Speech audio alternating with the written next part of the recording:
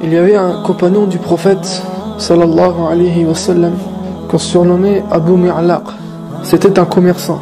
Il commerçait avec son argent et l'argent des autres. Il était connu comme étant un homme pieux et un grand adorateur. Un jour, il est parti en voyage pour le commerce et un homme armé lui a bloqué la route et lui a dit « Pose tes affaires ici, car je vais te tuer ». C'était un brigand, un bandit, et ils étaient seuls. Abu Mi'laq, il lui dit « Prends mon argent, t'as qu'à tout prendre même, mais pourquoi tu veux me tuer? Laisse-moi en vie, prends tout et va-t'en ».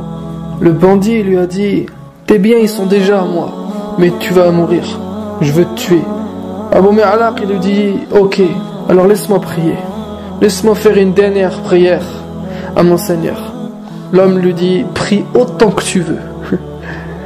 Je vais m'asseoir ici, je te regarde, vas-y, prends ton temps. » Abu Mi'laq a fait les ablutions, s'est dirigé vers le Qibla, a dirigé son cœur vers Allah et a dit « Allahu Akbar ». Allah est plus grand que toute chose, il domine tout. Il est entré en prière et il a prié en tout 4 rak'at. Et à la fin de sa prière, il a fait dua. Et dans son invocation, il a dit Ya Wadoud, Ya Wadoud, Ya Dhal Arsh al-Majid, Ya Fa'al lima yurid, As'aluka bi'izzatika allati la yuram, wa mulkika alladhi la yudhal, wa binurika alladhi mala'a arkana arshik, an takfiyani sharra hadha al-als, Ya Mughith aghithni. Ya Mughith aghithni, Ya Mughith aghithni. Il a commencé son dua en appelant Allah par le nom Al-Wadoud, c'est-à-dire le tout affectueux, celui qui est plein d'amour pour ses serviteurs. Il a dit Ya Wadoud, Ya Wadoud. Ô toi le maître du trône prestigieux, le détenteur du trône, et c'est un signe du pouvoir et de la royauté d'Allah subhanahu wa ta'ala. Al-Malikul Muluk, Al-Malikul Mulk, le roi des rois. Ô toi qui fais ce que tu veux, je te demande, je te supplie, par ta supériorité que personne ne peut défier. Tu es tellement supérieur à ta créature qu'elle ne peut se dresser contre toi. Et par ton royaume où l'injustice ne peut être commise. Allah Akbar. Et Allah, l'univers entier est à toi, c'est ton royaume. Et tu es le juste, et tu n'acceptes dans ton royaume que ce qui est juste. Et moi je suis face à une injustice, ya Allah. Je n'ai fait de mal à personne. Et voilà un homme que je ne connais pas, qui m'agresse, et qui en plus de me voler mon argent, il veut me tuer. Ça c'est un dhulm, ya Allah. Et tu n'acceptes dans ton royaume aucune injustice. Et je te demande par ta lumière, qui a rempli les recoins de ton trône, charge-toi pour moi du mal de ce brigand. Ya Allah, moi je suis faible, je ne peux pas me défendre, il est armé, je ne suis pas. Tu es ma seule arme, charge-toi de lui pour moi. Ya Mourith, ô Sauveur, sauve-moi. Ô Sauveur, sauve-moi. Ô Sauveur, sauve-moi. Il l'a répété 3 fois. Et ensuite il a recommencé sa dua. Il l'a répété 3 fois de suite. Et à la fin de sa dua, lui et le brigand ont entendu un bruit d'un cheval qui arrivait au galop. Ils ont tourné la tête, ils ont vu un cavalier arriver au loin. Un cavalier qui tenait une lance. Il a lancé cette lance qui a transpercé le voleur et il est tombé mort au sol. Abu Mi'laq a levé la tête et lui dit « Qui es-tu ? Allah m'a sauvé grâce à toi. » Il ne l'a pas remercié de l'avoir sauvé. Non.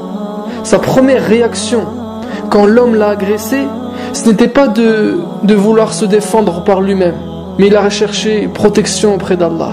Parce qu'on répète dans chacune de notre prière « Iyyaka na'budu wa iyyaka nasta'in » Tu es le seul qu'on adore.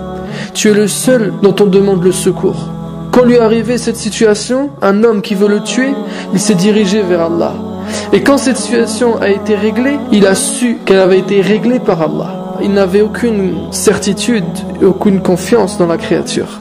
Alors il lui a demandé « Tu es qui pour qu'Allah t'utilise pour me sauver ?» Alors le cavalier lui a dit « Je suis un ange parmi les habitants du 4e ciel. Je suis un ange du 4e ciel. Quand tu as fait dua la première fois, j'ai entendu les portes du ciel gronder. » Subhanallah. Le prophète sallallahu alayhi wa sallam, il nous dit que entre la dua de l'opprimé et Allah subhanahu wa ta'ala, il n'y a aucun obstacle.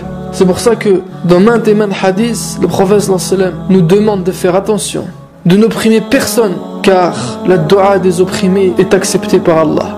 Elle est exaucée sur le champ. Leur dua court la nuit pendant que les gens dorment. Ceux qui subissent une injustice se réfugient auprès d'Allah et font dua contre leurs agresseurs pendant que leurs agresseurs sont en train de dormir. C'est pour ça Abu Darda radhiyallahu anhu, il disait: la personne que je déteste le plus opprimée est celle qui ne peut s'appuyer que sur Allah contre moi. Ces gens qui sont des croyants et qui, si ils subissent une injustice, ils ne s'orientent que vers Allah.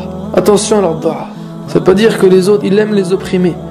Attention à faire du mal aux gens, à opprimer les autres, à insulter, à se moquer, à voler, à faire du mal, à rabaisser, à oublier, à négliger, à attaquer. Le vrai croyant, comme nous dit le prophète sallallahu alayhi wa sallam, c'est la personne dont les autres se sentent à l'abri de sa langue et de ses mains. Il ne dit pas du mal d'eux, il ne fait pas de médisance, ils se sentent en sécurité avec lui. C'est la description du croyant, selon le prophète sallallahu alayhi wa sallam. Alors cet ange a dit: lorsque tu as fait dua la première fois, j'ai entendu les portes du ciel gronder. Car chaque ciel, et il y en a 7, est rempli d'anges. Le prophète sallallahu alayhi wa sallam nous dit: j'ai entendu le ciel craquer, gémir, et c'est normal qu'il gémisse. Il n'y a pas au ciel l'espace de 4 doigts où il n'y a pas un ange. Les 7 cieux sont remplis, blindés de malaïka. Et lui était un ange du 4e ciel. Quand tu as supplié la première fois, les portes du ciel ont grondé. La deuxième fois, j'ai entendu les habitants du ciel, tous les anges des cieux, crier.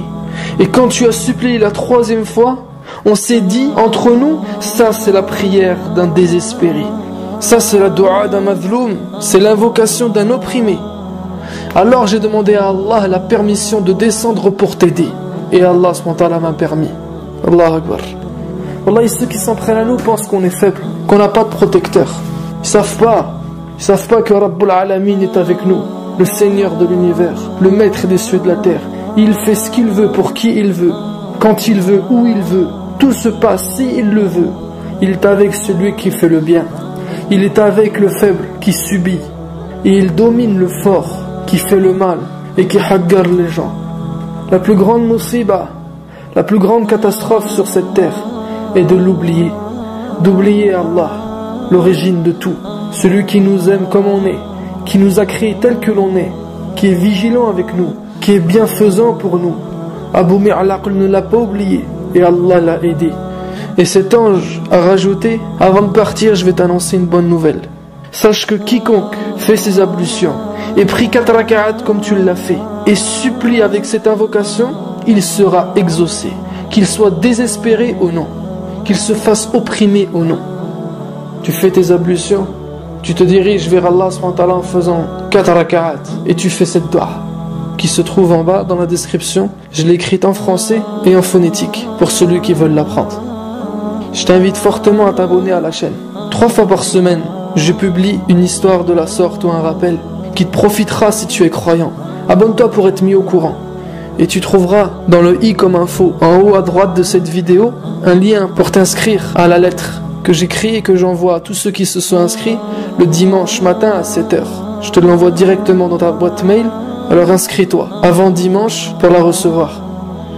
Qu'Allah nous facilite à devenir meilleurs, nous préserve dans son dîn, nous donne la bonne compréhension et la motivation. Et on se dit à lundi où on parlera des conseils pour se concentrer dans notre prière. Et j'aurai même une surprise pour vous, Inch'Allah.